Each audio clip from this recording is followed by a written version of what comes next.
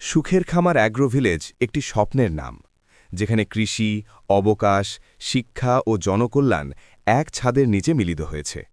বগুড়ার কাহালু থানায় প্রায় ৩০ বিঘা জমির ওপর গড়ে ওঠা এই প্রকল্পটি শুধুই একটি খামার নয়, বরং এটি একটি আধুনিক লাইফস্টাইল মডেল, যেখানে নিরাপদ খাদ্য, সবুজ পরিবেশ এবং হালাল বিনিয়োগ একসাথে প্রতিফলিত। আজ সুখের খামার অ্যাগ্রো ভিলেজ শুধু একটি প্রকল্প নয়, এটি একটি কমিউনিটি, একটি স্বপ্ন যেখানে নিরাপদ খাদ্য, গ্রামীণ উন্নয়ন, হালাল বিনিয়োগ এবং ভবিষ্যৎ প্রজন্মের জন্য কিছু রেখে যাওয়ার গল্প তৈরি হয়। শহরের কোলাহল আর যান্ত্রিক জীবন ছেড়ে নিজের একটা খামার হবে, ফার্ম হবে নিজের জমির, নিরাপদ খাবার আসবে আর সন্তানরা বড় হবে প্রকৃতির মাঝে। এমন স্বপ্ন কি আপনারও আছে? চলুন আজকে আমরা একটু থামি, একটু নিঃশ্বাস নিই সুখের খামারের একদিনের ভ্রমণে। ভ্রমণের শুরুতেই আমরা পৌঁছে যাই সুখের খামারের সমন্বিত কৃষি খামারে। এখানে আমাদের পার্কিংয়ের ব্যবস্থা করা হয়, তারপর শুরু হয় প্রকৃতির সঙ্গে পরিচয়। এখানে দুম্বা, গরু, ছাগল, ভেড়া, হাঁস মুরগি সহ নানা ধরনের গৃহপালিত পশু যত্ন ও ভালোবাসার সঙ্গে লালন পালন করা হচ্ছে। খোলা পরিবেশে সবাই মিলে বসে হালকা নাস্তা, গল্প আর আড্ডা, যেখানে সময় যেন একটু ধীরে চলে।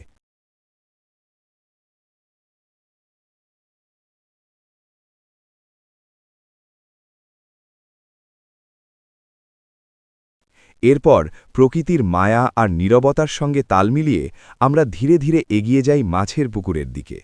চারপাশ জুড়ে সবুজের সমারোহ, পানির গায়ে হালকা ঢেউ আর বাতাসে ভেসে বেড়ানো এক ধরনের প্রশান্তি, যেন শহরের কোলাহল অনেক দূরে। অভিজ্ঞদের নিবিড় তত্ত্বাবধানে এখানে চাষ করা হচ্ছে বিভিন্ন প্রজাতির সুস্বাদু ও পুষ্টিকর মাছ। প্রতিটি পুকুর, প্রতিটি যত্ন, সবকিছুতেই রয়েছে প্রকৃতির সঙ্গে মানুষের সুন্দর সহাবস্থান। চোখের সামনেই ধরা পড়ে টাটকা মাছ, সেই মাছই কিছুক্ষণের মধ্যেই রান্না হয়ে পৌঁছে যায় আমাদের থালায়। প্রকৃতি থেকে সরাসরি খাবারের টেবিলে একটি নিখাদ, সতেজ ফার্ম টু ডাইনিং অভিজ্ঞতা। বগুড়া জেলার কাহালু থানা বাঘৈল গ্রামে এখানে আমরা ৩০ বিঘার একটা বিশাল জায়গা জুড়ে আমরা একটা বিশাল কর্মযজ্ঞ করছি, যার নাম দিয়েছি সুখের খামার এগ্রো ভিলেজ। সেই এগ্রো ভিলেজ আমরা ভিলেজ উপভোগ করছি। আমরা মানুষের কথা জানবো এবার, যারা অতিথি তাদের কাছে কেমন লাগছে তাদের এরকম একটা মুহূর্ত। अस्सलामुअलैकुम जी, मेरा नाम इमरान है और मैं आज यहाँ फर्स्ट टाइम, पहली बात तो मैं फर्स्ट टाइम बांग्लादेश आया और रिफत भाई वगैरह ने मुझे यहाँ पर लेकर आए हैं sugar Qamar. This is a wonderful place, बहुत खूबसूरत जगह है और लव दीज फार्म्स। अभी हम फिशिंग देख रहे थे, इट इज अमेजिंग। अभी गेस्ट हाउस देखना है मुझे and I am more excited now. So इंशाल्लाह और जिस तरह से अभी मेरी बात हुई थी तो बहुत अच्छे प्लान्स हैं। मैंने मुझे बड़ा अच्छा लगा, हाइड्रोपोनिक्स का सेटअप वगैरह लगाया हुआ है एंड गोट्स हैं, काउज हैं। They are also planning for fish farming. Amazing, this is amazing माशाल्लाह, बहुत एक्सीलेंट बात। আমরা অনেক দিন পর সবাই মিলে গ্রুপ ওয়াইজ এখানে আসছি এবং এসে আমরা যে আতিথেয়তাটা পেয়েছি সুখের খামারে, এটা অনেক বড় একটা জিনিস। এবং আমরা ভেড়া দেখেছি, মাছ ধরা দেখেছি অলরেডি, এবং আমাদের অনেক প্ল্যান আছে। রাতে আমরা বারবিকিউ করবো এবং এখানে তাদের একটা গেস্ট হাউসও আছে, যেখানে সবার জন্য ভালো পর্যাপ্ত সিকিউরিটি সহ থাকার ব্যবস্থা আছে, যেটা আমার কাছে সবচেয়ে বেশি বেস্ট লাগলো শোনার পর। এবং ওনাদের এখানে যেটা ওই যে জুবাইর ভাই বললো যে ওয়াশরুম নিয়ে একটা কমপ্লেন থাকে অলওয়েজ, যে ওয়াশরুম কেমন হবে। সো তাদের এখানে গ্রিজারও লাগানো আছে এবং ওয়াশরুমটাও ভালো। সো অবভিয়াসলি আমরা যেহেতু আজকে মাত্র আসলাম, আমরা একটা দিন থাকবো, রাতে আমরা বারবিকিউ করব। লালনের সঙ্গীত নাকি তারা অর্গানাইজ করবে শুনেছি, সো সেগুলো এনজয় করব। সরি, বাউল সঙ্গীত। সো সেগুলো এনজয় করব এবং আরো অনেক বিষয় জানার আছে সুখের খামার সম্পর্কে, যে কিভাবে আমরা নিজেরাও সুখের খামারের সাথে ইনভলভড হতে পারি এবং সুখের খামারের যে সুবিধাগুলো আছে সেগুলো আমরা সহ সাধারণ মানুষ কিভাবে উপভোগ করতে হবে, সেই জিনিসগুলো সম্পর্কে অবভিয়াসলি আমরা এই 2 দিনে জানবো। তো বেস্ট অফ লাক ফর সুখের খামার। আপনার কথা জানতে চাই যে মাছ ধরলেন, মাছ ধরা দেখছেন, খামার দেখছেন, কেমন লাগছে? অনেক ভালো লাগতেছে, কারণ হচ্ছে ওই ঢাকা শহর কাজ করতে করতে আসলে মানে গ্রামের দিকে আসা হয় না। আর মানে হঠাৎ করে এই শীতের মধ্যে বগুড়াতে সুখের খামারে আসতে পারা, এইটা আসলে অনেক অসাধারণ ছিল আমার কাছে। রাস্তাঘাট, খামার, এই মাছ ধরা আমার অনেক ভালো লাগতেছে। আমি কোনো ছবি তুলি নাই, ভিডিও করি নাই, আমি জাস্ট দেখতেছি and I am enjoying the scenario. খামারের ভিতরের যে পরিবেশটা কত সুন্দর করে সাজানো, কালারফুল, প্লাস হচ্ছে যেভাবে দুম্বা সহ সবকিছুকে যত্ন করে রাখা হয়েছে। এবং গরুর কথা যেটা শুনলাম জুবাইর ভাইয়ের কাছ থেকে এবং তাজদিক ভাইয়ের কাছ থেকে, যে গরুগুলো মোটা তাজা করার জন্য তেমন কোনো কিছু করা হয় না, মানে এটা আমরা একদম গরুকে তাজা করতেছি। হ্যাঁ হ্যাঁ তাজা করা হচ্ছে, কিন্তু মোটা করার জন্য যে কৃত্রিম ভাবে সার বা ইউরিয়া বা এইগুলো ব্যবহার করে এগুলো করা হয় না। এটা আমার কাছে খুব ভালো লাগছে। আবার এখন এই ফিশিংটা দেখলাম, মাছ ধরা হইলো পুকুরে, তো সবকিছু মিলে খুব দারুণ করতেছে সুখের খামার। খুবই শুভকামনা রইলো, অনেক ভালো করুক, অনেক বড় হোক ইনশাল্লাহ। বা 2 মাসে 6 মাসে একবার করে হলো প্রকৃতির কাছে এসে এনজয় করার যে ব্যাপারটা, এটা অন্য কোনো কিছু আপনার কোনো কিছু দিয়ে এটাকে রিপ্লেস করা যায় না। It's a divine thing.